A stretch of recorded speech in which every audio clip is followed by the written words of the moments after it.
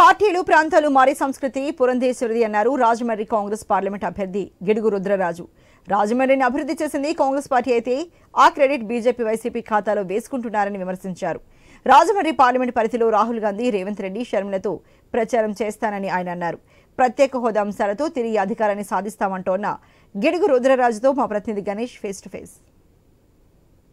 Parliament పరిధిలో Congress party parliament అభ్యర్థిగా గిడుగు రుద్రరాజు గారు బరిలోకి దిగారు. ఎన్నికల ప్రచారంలోకి వెళ్ళబోతున్నారు. ఇదే క్రమంలో ఆయన మనతో ఉన్నారు.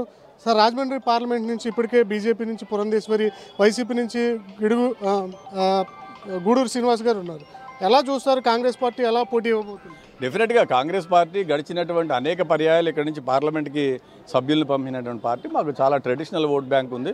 అదేవిధంగా 2004 నుంచి 2014 వరకు 10 సంవత్సరాల యూపీఏ ప్రభుత్వం ఉన్నప్పుడు జరిగినటువంటి అభివృద్ధి సంక్షేమ కార్యక్రమాలన్నీ కూడా ప్రజలు రియలైజ్ అవుతున్నారు. కాంగ్రెస్ పార్టీ నేతృత్వంలోనే ఈ ప్రాంతం అభివృద్ధి కోసం ప్రధానంగా రాజమండ్రిలో ఎయిర్పోర్ట్ని ఆధునీకరించడంలో కానీ, రాజమండ్రిలో గమన్ బ్రిడ్జ్ లాంటి బ్రిడ్జిని ఏర్పాటు చేయడంలో కానీ, 4-వే బ్రిడ్జిని ఏర్పాటు చేయడం కానీ, ఈ పార్లమెంట్ పరిధిలో 6 ROBలు ఏర్పాటు చేయడంలో కానీ, అదేవిధంగా హౌసింగ్కి సంబంధించి ప్రధానమైనటువంటి సమస్య ఇక్కడ హౌసింగ్ ఉండేది. గతంలో శాటిలైట్ సిటీలో కానీ, అదేవిధంగా టౌన్కి సంబంధించినటువంటి చాలా కాస్ట్లీయెస్ట్ ఏరియాలో కూడా మేము ఇందిరమ్మ ద్వారా హౌసెస్ ఇవ్వడం జరిగింది. నాలాచాలనకు సంబంధించి ఈ ముంపు ప్రాంతంగా వర్షం వచ్చినప్పుడు రాజమండ్రి లో లివింగ్ ఏరియాలో ఉంటుంది కాబట్టి పక్కన గోదావరి ఉంటుంది. సో వెళ్ళేటువంటి పరిస్థితి లేనప్పుడు ఇక్కడ వాటర్ అంతా కూడా పంప్ చేసి ఇమీడియట్గా లిఫ్ట్ చేసే విధంగా కూడా కాంగ్రెస్ పార్టీ చర్యలు తీసుకోవడం జరిగింది.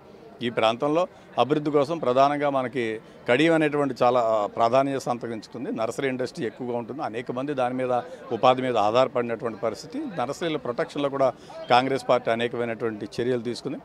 ప్రధానంగా లింక్ రోడ్స్ అన్నింటినీ కూడా రాజమండ్రితోటి అనుసంధానం చేసేటువంటి లింక్ రోడ్స్ ఏవైతే ఉన్నాయో గతంలో పంచాయతీ రోడ్లుగా ఉండేవి. సో ఎర్రకంకరతో ఉండే వాటిని బ్లాక్ టాప్ చేయడంలో కానీ, R&B అడాప్ట్ చేసుకుని R&B రోడ్స్గా చేయడం కానీ ఇవన్నీ కాంగ్రెస్ పార్టీ చేస్తుంది. అంటే కేంద్ర నిధులతో మేము రాజమండ్రిని అభివృద్ధి చేశామని పురంధేశ్వరి చెప్తుంది. వైసీపీ మేము అభివృద్ధి చేసాం రాజమండ్రి అని చెప్తుంది. మీరేమంటారు?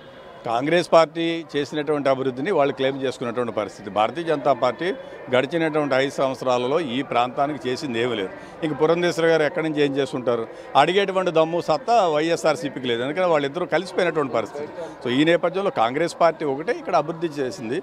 ఏదైనా ఇది విజిబుల్గా కూడా ఉంది. గతంలో మేము నన్న యూనివర్సిటీ ఉంటుంది, దాన్ని కాంగ్రెస్ పార్టీ తీసుకొచ్చినటువంటి పరిస్థితి. ఇప్పుడున్నటువంటి గత పార్లమెంట్ సభ్యుడు ఎవరైతే ఉన్నారో ఆయనకి క్లెయిమ్ చేయడానికి ఏ విధమైనటువంటి అర్హత లేదు. ఇవన్నీ కాంగ్రెస్ హయాంలో జరిగింది. It's a fact. అంటే టీడీపీ, జనసేన, బీజేపీ కూటమిగా వస్తున్నాయి. రాజమండ్రి పార్లమెంట్లో ఎలా ఉండబోతుంది? కూటమి వచ్చి పురంధేశ్వరి గారు ఇచ్చినటువంటి స్టేట్మెంట్ ఏంటంటే, భారతీయ జనతా పార్టీ దేశంలో అధికారంలోకి వచ్చిన వెంటనే, ఈ రాష్ట్రంలో కూటమి అధికారంలోకి వచ్చిన వెంటనే ముస్లిమ్స్కి రిజర్వేషన్స్ ఇచ్చేస్తా ఉన్నారు. కాంగ్రెస్ పార్టీగా మేము గతం నుంచి కూడా చెప్తున్నాం, రిజర్వేషన్స్ని డైల్యూట్ చేయాలి, ఎత్తేయాలని.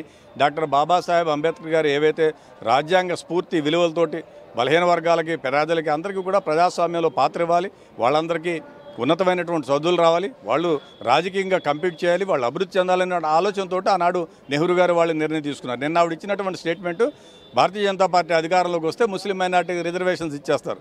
ఈరోజు ముస్లిం మైనార్టీలు చెప్పారు, 4 రోజుల తర్వాత ఎస్సీలకు తీసేస్తారు, దాని తర్వాత ఎస్టీలకు తీసేస్తారు, ఓబీసీలకు తీసేస్తారు. RSS ఇడెన్ ఎజెండా ఈ దేశంలో రిజర్వేషన్స్ ఉండకూడదని దాన్నే నిన్న పురంధేశ్వరి గారు చెప్పారు. కాంగ్రెస్ పార్టీగా మేము ఆ విధంగా జరగకుండా చేస్తాం. అంటే రాష్ట్ర విభజనకు ముందు రాష్ట్రంలో కాంగ్రెస్ పార్టీ పరిస్థితి ఒకటి, విభజన తర్వాత పరిస్థితి ఒకటి. ఈ దఫా పూర్వవైభవం కాంగ్రెస్కి వస్తుందంట. డెఫినెట్గా. ఎందుకంటే 5 సంవత్సరాల అనుభవజ్ఞుడి నాకు అవకాశం ఇవ్వండి అన్నటువంటి చంద్రబాబు నాయుడు చూశారు ప్రజలు. ఒక్కసారి ఒక ఛాన్స్ ఇవ్వండి, ఒకసారి ఒక ఛాన్స్ ఇవ్వనటువంటి జగన్మోహన్ రెడ్డిని చూశాడు. ఈ రాష్ట్రంలో బీజేపీ అంటే బాబు, జగన్, పవన్, వాళ్ళు ముగ్గురు ఒక కూటమి. రెండవ వ్యక్తిగా ఉన్నటువంటి వ్యక్తి జగన్మోహన్ రెడ్డి, వాళ్ళు కూడా వాళ్ళ కూటమిలో ఉన్నారు. ఇక్కడ 25 లోక్సభ స్థానాలు, 175 అసెంబ్లీ నియోజకవర్గాల్లో ఆ నలుగురిలో ఎవరు ఓటేసినా కూడా అది బీజేపీకి వేసినట్టే. ప్రజలు విజ్ఞులు, ప్రజలకు అన్ని విధాలు అర్థమైంది. కాంగ్రెస్ పార్టీకి వేస్తేనే ముస్లిం మైనారిటీల reservations, SC ST sub plan, తర్వాత రాజీవ్ ఆరోగ్యశ్రీ, మరి పిల్లలకు సంబంధించి ఫీజు రీఎంబర్స్మెంట్, జాతీయ గ్రామీణ ఉపాధి హామీ పథకం, right to information, right to education, food security, ఇవన్నీ కాంగ్రెస్ పార్టీ చేసింది. ప్రజలకు ఇప్పుడు అర్థమైంది కాంగ్రెస్ మంచిది, తప్పనిసరిగా ఇవ్వాలని. నేను గడిచినటువంటి 5 రోజులుగా నేను, నాతో పాటు మా ఎమ్మెల్యే అభ్యర్థులు అందరూ తిరుగుతున్నాం. అన్ని చోట్లగా ఒక అనూహ్యమైనటువంటి ప్రజాస్పందన ఉంది. తప్పనిసరిగా ఈసారి ఒక నిశ్శబ్ద విప్లవం ఉంది. ఓటర్లో నిశ్శబ్ద విప్లవం ఉంది. ఎవరు బయటపడరు. చూడండి, కర్ణాటకలో ఏ విధంగా కాంగ్రెస్ వచ్చిందో, తెలంగాణలో ఏ విధంగా కాంగ్రెస్ వచ్చిందో, అదేవిధంగా ఆంధ్రాలో కూడా కాంగ్రెస్ రాబోతోంది. స్టార్ క్యాంపెయినర్లు ఎవరైనా మీ తరపు నుంచి ఎన్నికల ప్రచారంలో పాల్గొనబోతున్నారు? డెఫినెట్గా మా PCC అధ్యక్షురాలు వస్తారు, రఘువీరారెడ్డి గారు వస్తారు, తెలంగాణ ముఖ్యమంత్రి రేవంత్ రెడ్డి గారిని అడుగుతున్నాము, బట్టి విక్రమార్క గారు నాకు మంచి మిత్రులు, తెలంగాణ ఉప ముఖ్యమంత్రి వారు, శ్రీధర్ బాబు గారు, తెలంగాణకి సంబంధించిన అనేక మంది మంత్రులు వస్తారు. త్వరలో వీలు కుదిరితే రాహుల్ గాంధీ గారు లాంటి పెద్ద వ్యక్తిని కూడా తీసుకురావాలనేటువంటి ప్రయత్నం చేస్తున్నాము. సో సాధ్యాసాధ్యాలను బట్టి వాళ్ళు ఉన్నటువంటి బిజీని బట్టి తీసుకొస్తాం. డెఫినెట్గా ఈ ప్రాంతం రాజమండ్రి అనేటువంటిది స్పెషల్ ఫోకస్గా ఎన్నిక జరుగుతుంది. తప్పనిసరిగా మేము ఉన్నటువంటి పరిస్థితులు మేమందరం ఇక్కడ మిత్రులందరూ కూడా సమీకరించి భారతీయ జనతా పార్టీకి చెందినటువంటి ఉమ్మడి అభ్యర్థిని ఓడించడం ఖాయం. అది ప్రజలు నిశ్చయం తీసుకున్నారు. ఎందుకంటే ఆవిడ మారుస్తూ ఉంటారు. రాజకీయం కోసం రాజకీయ పార్టీలు మారుస్తారు. చంద్రబాబు వాళ్ళు గతంలో తెలుగుదేశం అభిమానులు ఎన్టీ రామారావు గారు కూతి, తర్వాత కాంగ్రెస్ పార్టీలోకి వచ్చారు.